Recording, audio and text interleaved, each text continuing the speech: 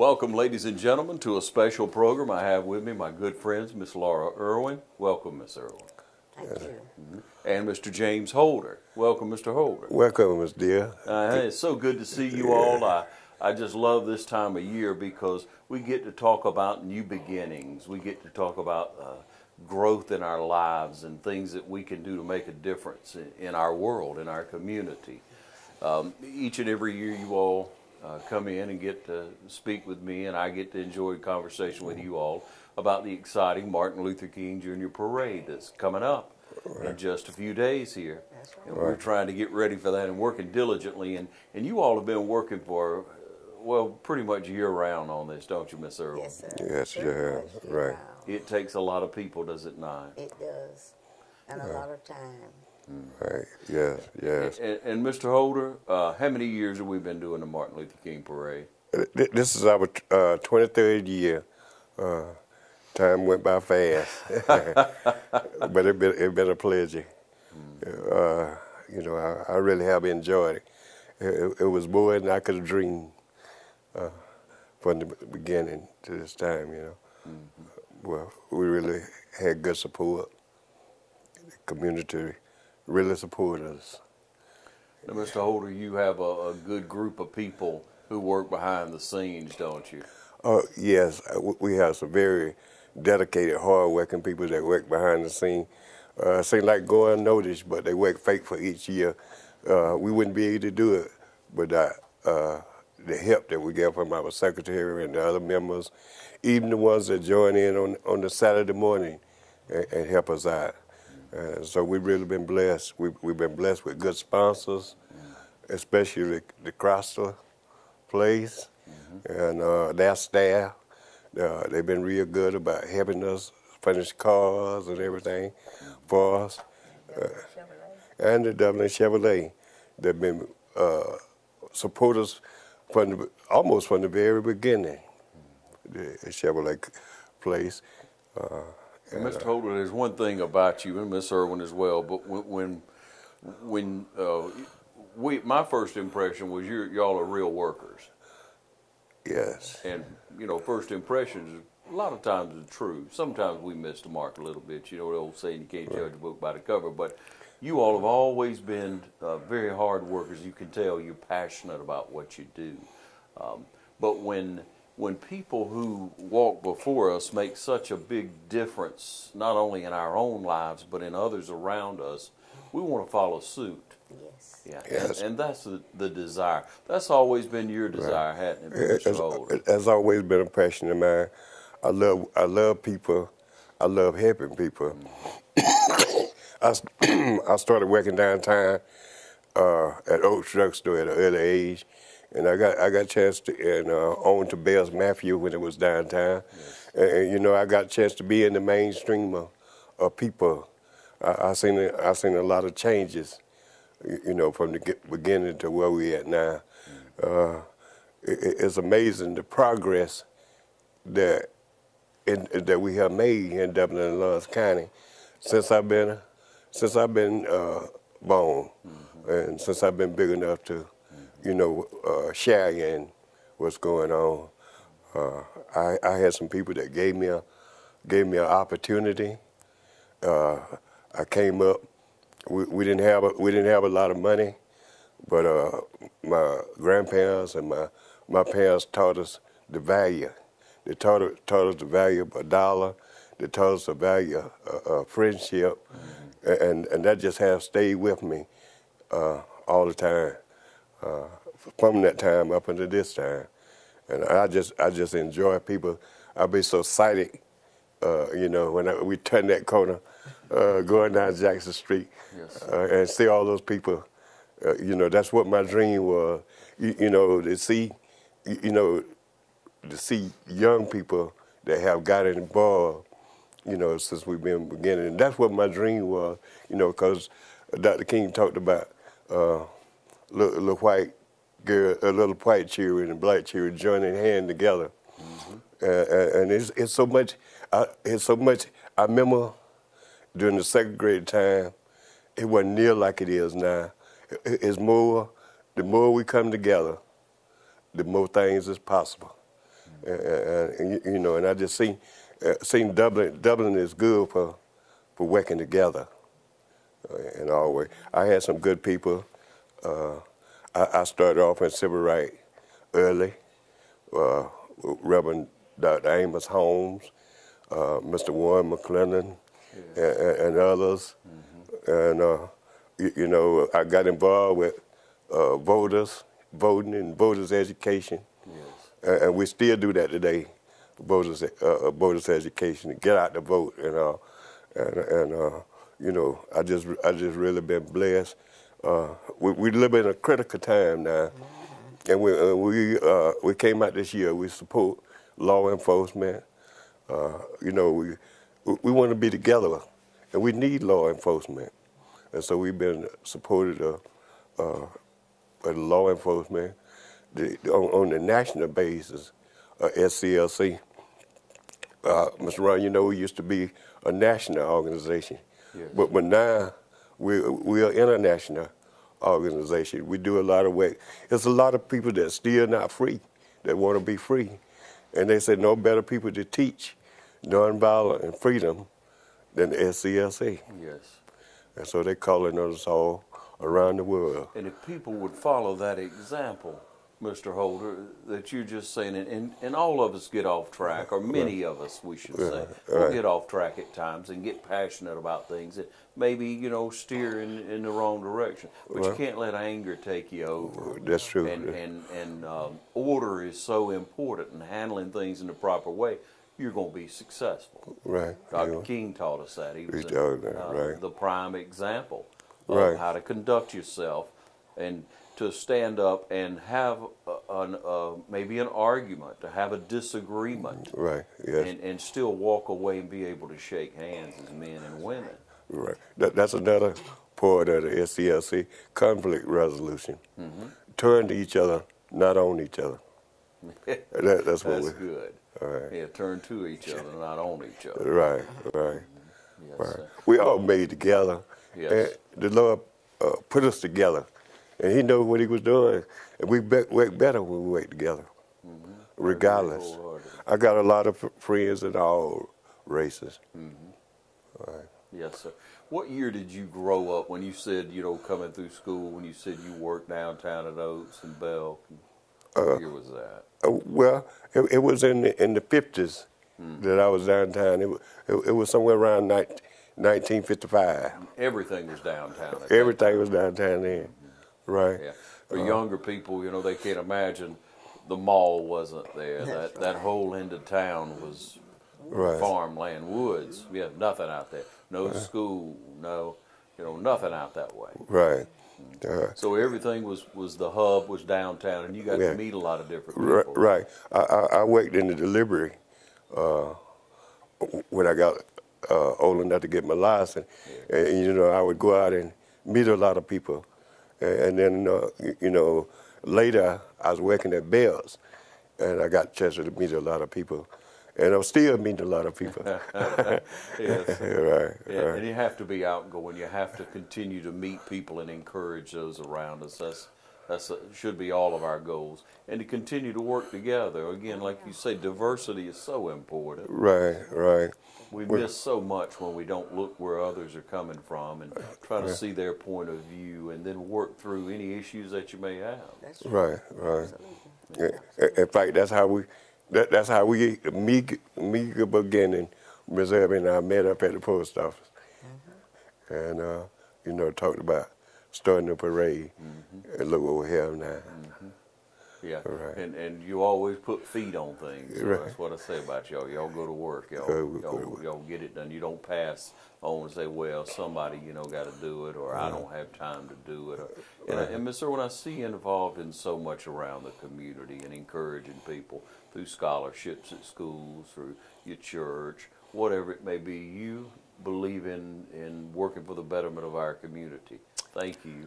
Oh, yes, sir. I feel like, in fact, I know we are born to serve. We are born to serve. And as far as my growing up, I grew up in South Georgia, Hazelhurst, Baxley, And I came to Dublin in 1956. But during my early childhood, my family lived, I always lived in the country. My father had a farm, so you know I know how to work. Even when I was a little child, all the children in our home had assignments. Okay, now I'm from a family of 12 children, 6 boys and 6 girls. I can remember my first assignment was gathering the eggs out of the hen nest every day. That was my assignment.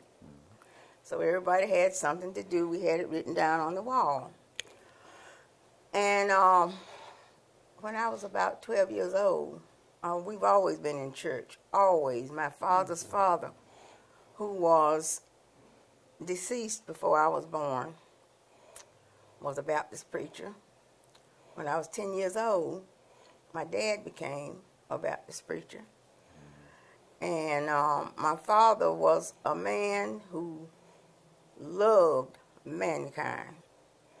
Everybody in my father's eyesight was somebody. He was so nice to people. Everybody was Mr. and Mrs. I wondered sometimes if he was going to go out in the morning and say, how you do, Miss Cow, Mrs. Cow. He was everybody. He gave them that title, Mr. and Mrs. And my father was a believer in the progress of mankind. He was very active in the NAACP. He was very active in the Mason. And out of the 12 children, I was the one who would always want to follow him to the meetings. When I was little, I would say, Daddy, can I go? He said, yeah, tell your mama to get you ready. And Dad and I would go to the meetings. Every 1st of January, we went down to Baxley. The Masons did a Jubilee program, and we went to that, and they would have a great speaker come in. And after I grew up, I found out that one of the speakers that I quite remember, and I would enjoy those speeches, he was Mr. Dobbs, Grandmaster Dobbs. He was the Masons' Grandmaster. Mm. He spoke once the 1st of January in Baxley, and I came to find out that he was the grandfather of, what's the man's name whose name is on the airport in Atlanta? Maynard Jackson. Yes, Maynard Jackson's grandfather, Grandmaster Dobbs. I remember him from, I was about 12 years old. But, and my father was one of the workers who worked hard to get voting in Jeff Davis County. When we were in middle and high school, he and a group of people, I think it was about 5 of them, they would get up early in the morning. When we would get out of bed, they would be gone. And at that age, you know, we didn't know what was happening, but we did know that they were going into Atlanta to meet with the federal government. And a story we learned later. A gentleman came out and told my dad that one day when they went to Atlanta, my father and those other 4 men went to Atlanta, there was a group of men who had set up to assassinate them when they came back that night. But the only reason it did not happen is that they would go one way and they would come back another. So that was quite scary. Yes, I'm sure. But, and I can remember the day when voting came to Hazelhurst. My father came in from the meeting in Atlanta tears streaming down his eyes. And he told my mama, he said, get dressed. We are going to register to vote. So yes. But he pressed on. He pressed on. Threats and other things didn't stand in his way. And in that time, that day and time, you know, that was scary stuff. Yes, I mean, that was not to scary. put it lightly in any way. I mean, it was a terrible time. Right. But like I say, he respected everybody. Everybody respected him. And that was handed down to us. Love thy neighbor as thyself. Yeah. Yes. And work hard. I heard my dad say, if a man never gets tired, he cannot enjoy rest. If he doesn't get tired, he cannot enjoy rest. And we grew tobacco, we grew cotton, we grew cucumbers, we grew bell peppers, and we just had to work. But we were always so happy working. It was never a drag. Yeah. We would be racing to the fields to see who could do the most that day. And another thing that stands out, my father was a great reader. He read every newspaper, every magazine. And I can remember when we were small, we took the Atlanta Constitution. The mailman would put it in our box every day. And when my father we would see him coming home from work, we would all run down the road to meet him. Yeah. And the first one got to him would tell him the headlines in the paper that day. He would ask, what were the headlines today? Yeah. And he was a well-read person. When we had questions in school about politics, who was the president, who was the senator, we didn't have to look it up. We'd ask him. He knew. He knew all the presidents, all the senators, all the congressmen, all of that stuff. We just asked him, and he would tell us. And such a hard worker, and such a motivator, it sounds like. Anyone that can get you up and get you in the field in a good mood, racing to do your part, that's an encourager. Yes, sir. Yeah.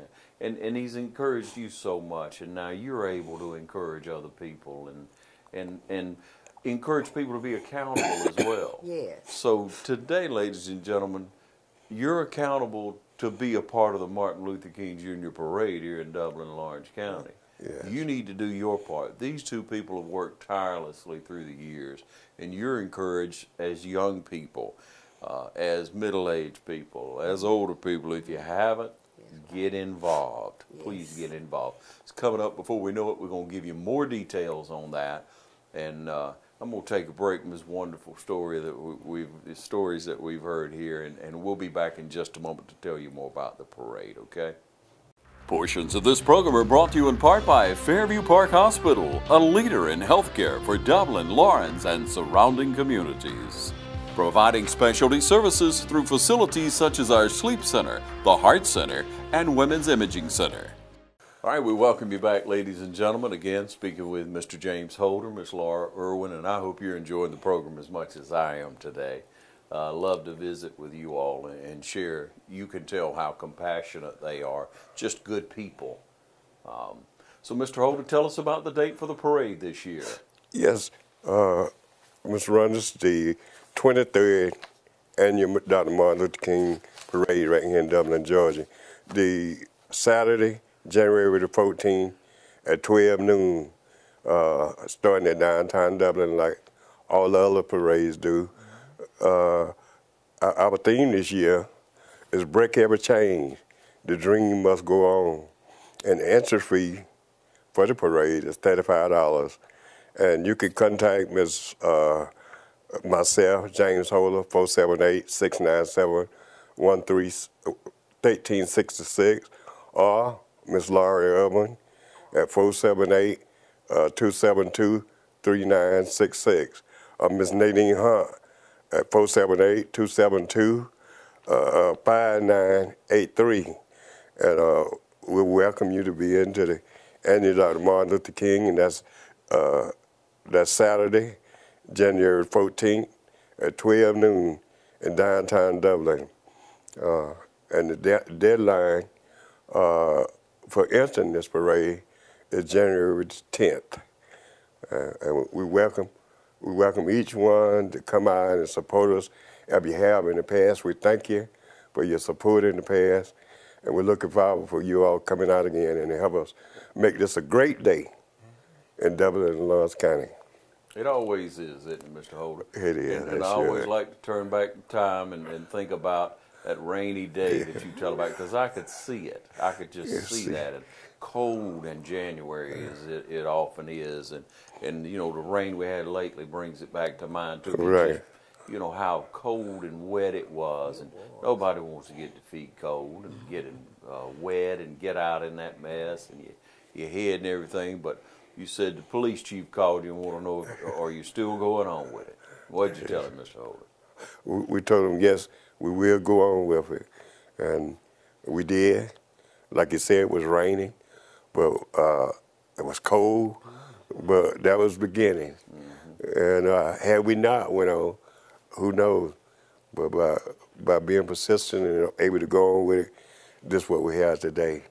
If you ever say no on something, I'm going to do it later. Kind of like when people in January try to go to the gym and all. If you ever quit going and say no, it's hard to do it. But you didn't say no. And we also felt like we would have been letting the people down because Right, there were many of them stuck with us.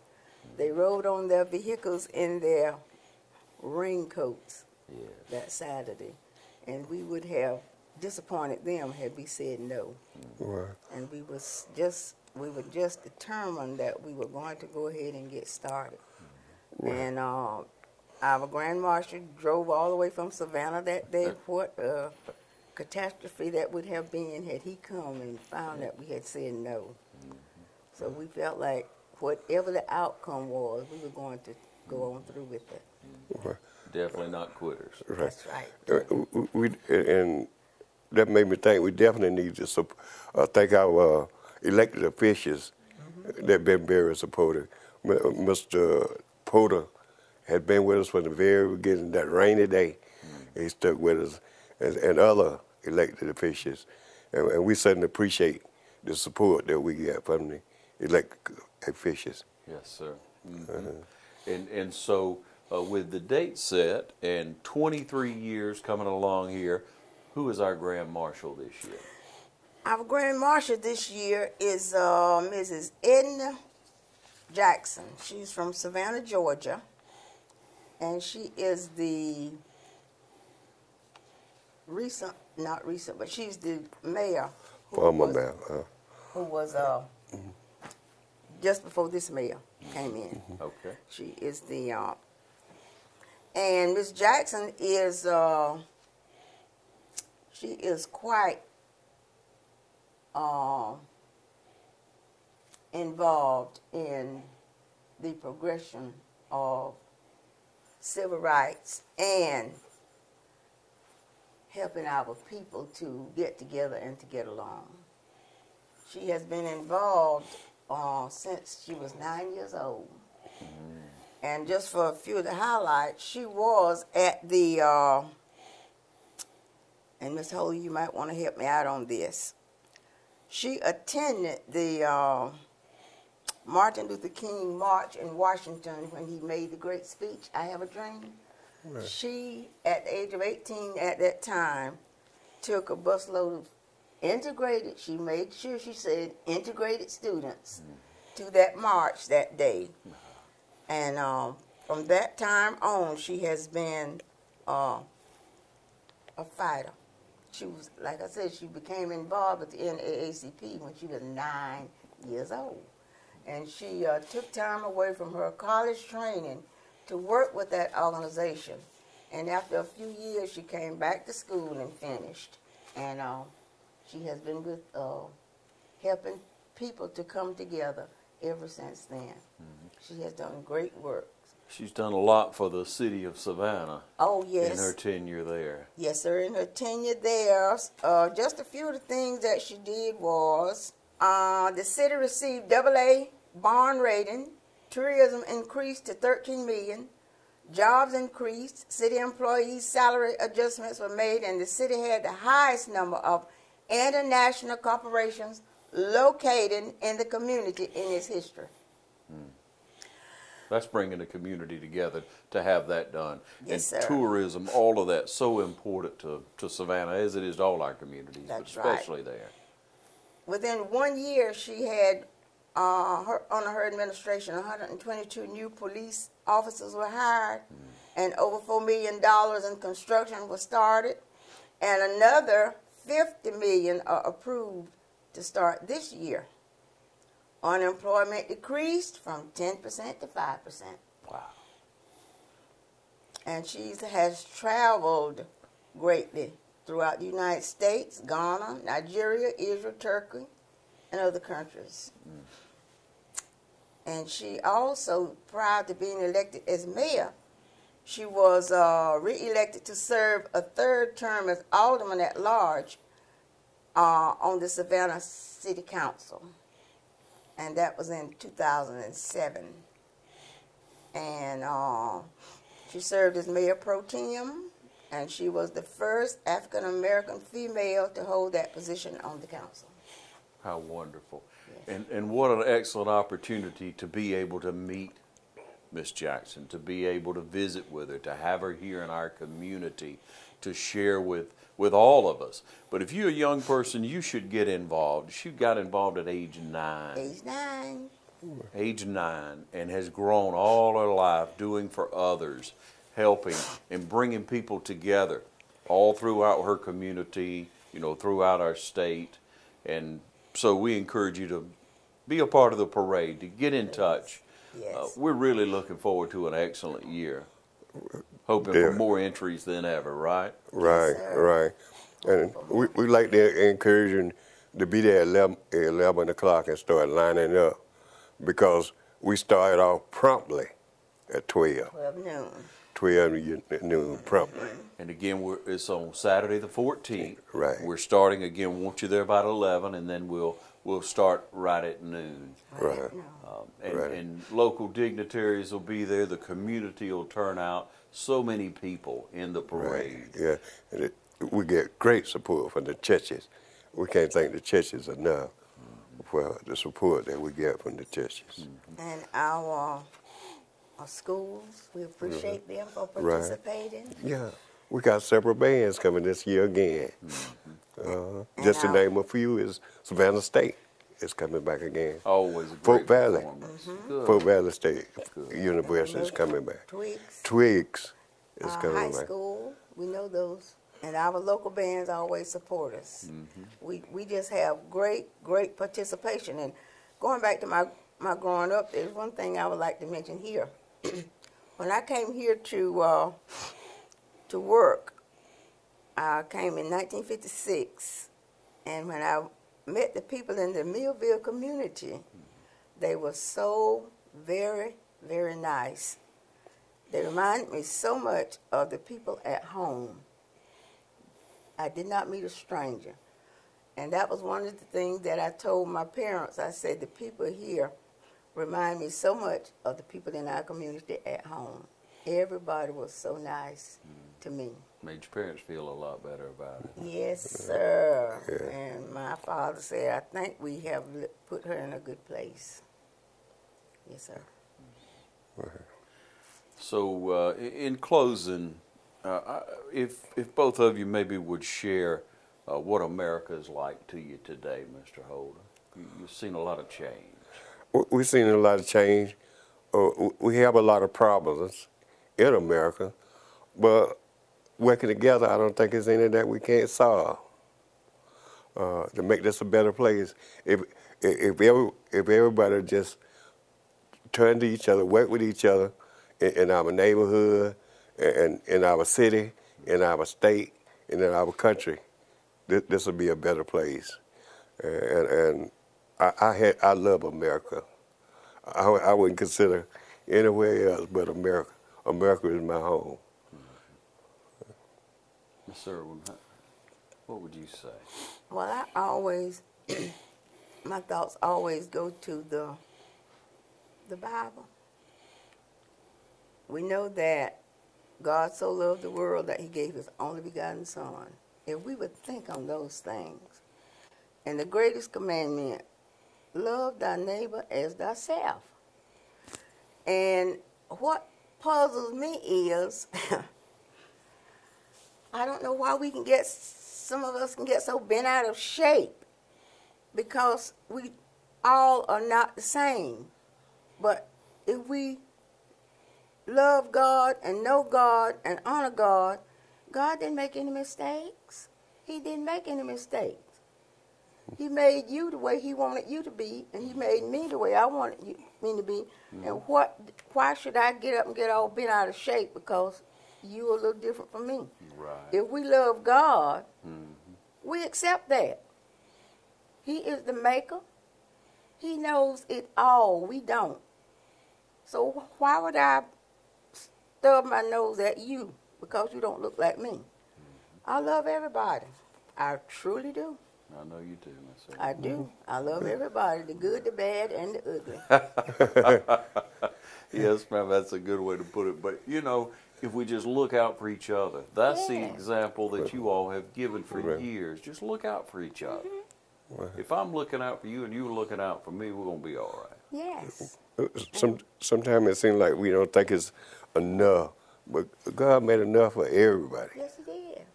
I don't have to, and what's mine, He's going to make sure I get it. What's yours, He's going to make sure you get it. So we don't have to be enemies of one another. We can be supporters of one another. Yes. And if we have more than you, I share with you. I share with you. Yes. Yes. So that you will have blessings too. Yes, sirree. That's the way we should do. Don't just take it all. If we have an abundance, share and help someone else. Thank you all again for your example. Thank you for your time. We're looking forward to a great 23rd annual Martin Luther King Parade right here in Dublin. And we're asking you to turn out. We're asking you to look for in the local paper, look for a registration form, call the numbers we've been presenting to you throughout the program and on the screen, and get involved. We are looking forward to it. We'll be filming it again this year. We'll have a couple of cameras down there and be in full force to make sure that we get everybody coming through the parade. So you go ahead and be a part of it, and we'll have it right here on TV 35 following the parade this year. But look forward to it, and we thank you, and we wish you a happy new year. Thank you. Thank you. Thank you.